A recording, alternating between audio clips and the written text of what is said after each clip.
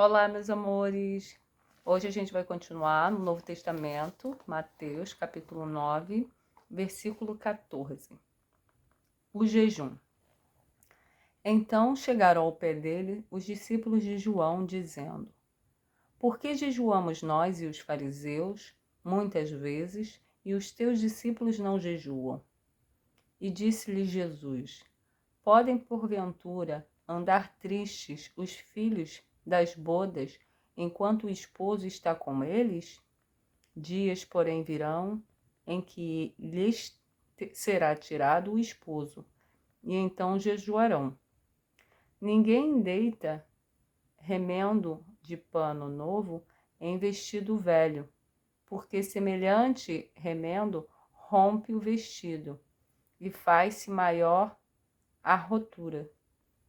Nem se deita vinho novo em odres velhos.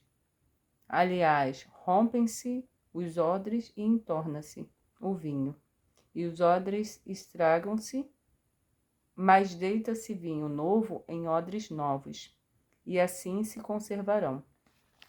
O meu entendimento com relação aos trechos que mais me chamaram a atenção, o primeiro foi com relação aos discípulos de João questionarem, o porquê dos discípulos de Jesus não jejuarem.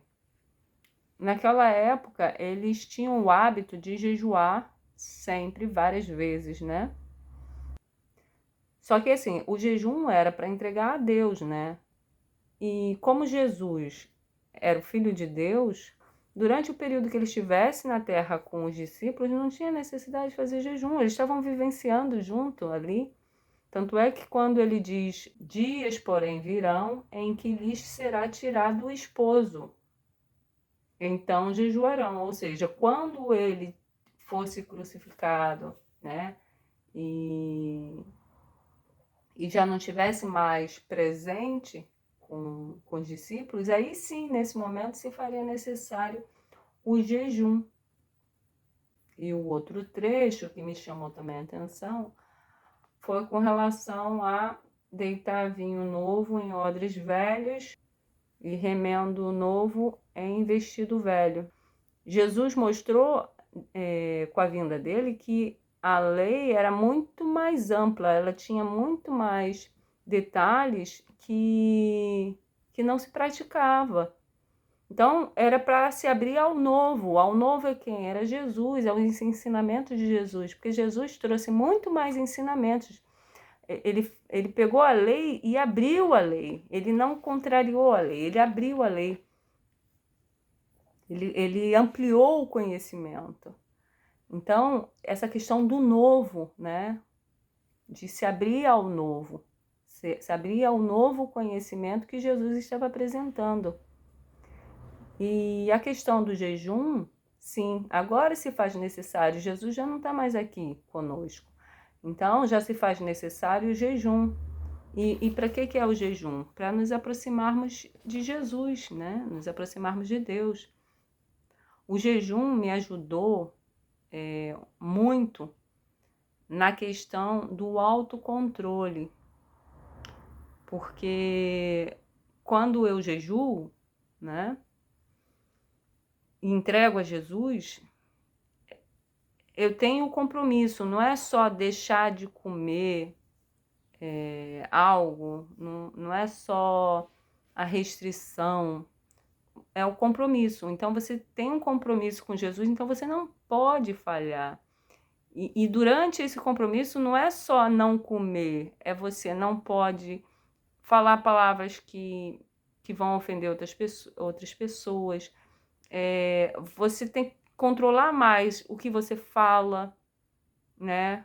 Como você fala, seu jeito de agir, seu jeito de se comportar.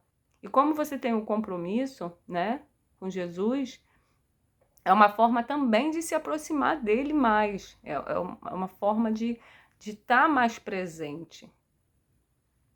Então, para mim, o jejum foi importante para esse aspecto. Continua. A filha de Jairo, cura da mulher que tinha um fluxo de sangue. Dizendo-lhes ele estas coisas, eis que chegou um chefe e o adorou, dizendo: Minha filha faleceu agora mesmo, mas vem, impõe-lhe a tua mão e ela viverá. E Jesus, levantando-se, seguiu-o, ele e os seus discípulos. E eis que uma mulher que havia já 12 anos padecia de um fluxo de sangue, chegando por detrás dele, tocou a orla do seu vestido. Porque dizia consigo: se eu tão somente tocar o seu vestido, ficarei sã. E Jesus, voltando-se e vendo-a, disse: Tem ânimo, filha, a tua fé te salvou. E imediatamente a mulher ficou sã. E Jesus, chegando à casa daquele chefe, e vendo instrumentistas e o povo em alvoroço, disse-lhes: Retirai-vos, que a menina não está morta, mas dorme. E riam-se dele. E logo que o povo foi posto fora, entrou Jesus, e pegou-lhe na mão, e a menina levantou-se. Espalhou-se aquela notícia por todo aquele país. Aqui, na verdade, nesse trecho tem 2 milagres, né? O primeiro, em que a mulher que padecia com um fluxo de sangue intenso durante 12 anos, ao tocar, né, a roupa de Jesus, ficou curada, né? E Jesus reforça, né, que na verdade a fé dela curou. Então, assim, o tempo todo Jesus reforça que a fé é uma ferramenta de cura. Nós temos que ter fé. A fé não pode nos abandonar, nós não podemos abandonar a fé. Porque ela é sim uma ferramenta de cura. E no outro trecho, que a menina que já, né, se encontrava morta, né, foi posto à vida pela intercessão de terceiros, novamente reforçando que a oração por terceiros, né, o pedido por terceiros também tem muita força. Porque em vários trechos a gente vê Jesus reforçando a nossa questão de fé, né?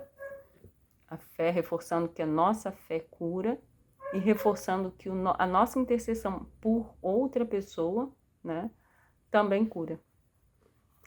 E continua: a cura de 2 cegos e um mudo. E partindo Jesus dali, seguiram-no 2 cegos, clamando e dizendo: Tem compaixão de nós, filho de Davi. E quando chegou à casa, os cegos se aproximaram dele. E Jesus disse-lhes: Credes vós que eu possa fazer isto? Disseram-lhe eles: Sim, Senhor. Tocou então os olhos dele, dizendo: Seja-vos feito segundo a vossa fé. E os olhos se lhe abriram. E Jesus ameaçou-os, dizendo: Olhai que ninguém o saiba.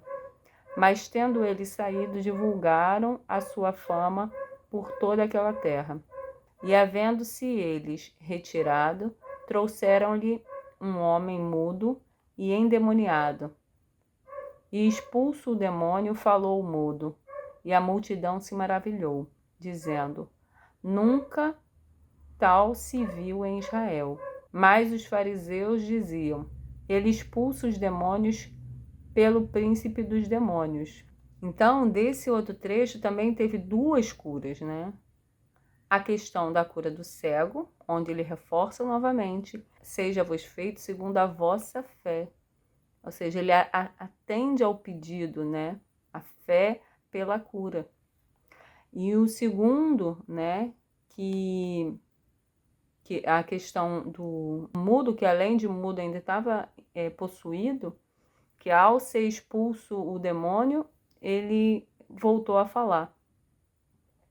E aí a gente vê que os fariseus começam a zombar de Jesus, dizendo que ele expulsa os demônios porque ele é um deles, né?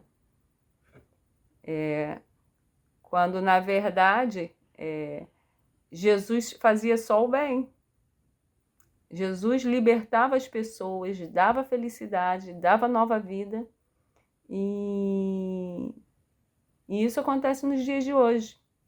Por mais que por vezes a gente tenha pessoas que só façam bem, ainda assim vão ter pessoas que vão falar mal, vão retrucar. Mas a pessoa que está fazendo bem tem que ser resiliente, tem que se permanecer no bem, né? Outra parte que me chamou a atenção foi o trecho que ele diz: nunca tal se viu em Israel. Ou seja, a multidão estava maravilhada porque nunca tinha acontecido milagres como estes. Ou seja, Jesus era diferente, Jesus era especial. Jesus fazia realmente acontecer os milagres e até hoje ele faz acontecer milagres. E o tempo todo reforça essa questão da fé. Temos que permanecer na fé. É a fé que nos liberta, é a fé que nos salva, é a fé que nos motiva, é a fé que mesmo com dor a gente continua. E continuando. A seara e os ceifeiros. E percorria Jesus todas as cidades e aldeias, ensinando nas sinagogas deles e pregando o evangelho do reino, e curando todas as enfermidades e moléstias entre o povo. E vendo a multidão, teve grande compaixão deles, porque andavam desgarrados e errantes, como ovelhas que não têm pastor. Então disse aos seus discípulos: a seara é realmente grande, mas poucos os ceifeiros. Rogai, pois, ao Senhor da seara que mande ceifeiros para a sua seara. Bem, nesse último trecho de hoje, volta a reforçar todas as enfermidades e moléstias que Jesus curou e ainda cura, né, hoje em dia.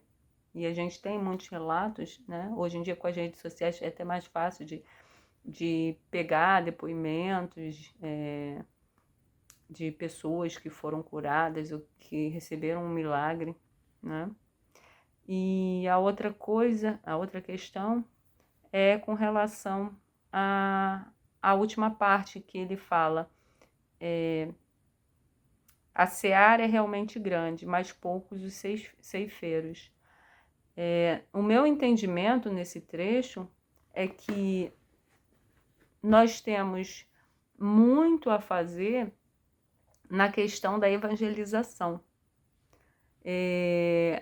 Se nós não assumirmos isso como compromisso, né, de levar a palavra de Jesus, né, levar a palavra de Deus ao máximo de pessoas possíveis que a gente consiga, sempre vai ser insuficiente. E a gente tem que formar mesmo pessoas para levar essas palavras, essas mensagens, porque são mensagens de conforto, são mensagens otimistas, são mensagens que tornam a sociedade melhor, são mensagens positivas, são mensagens que só agregam e que só elevam o nosso espírito e que faz uma mudança sim, porque é muita mudança que precisa, mas são boas mudanças, são alterações que realmente vão fazer a diferença para o bem, né, individual e coletivo, né, social.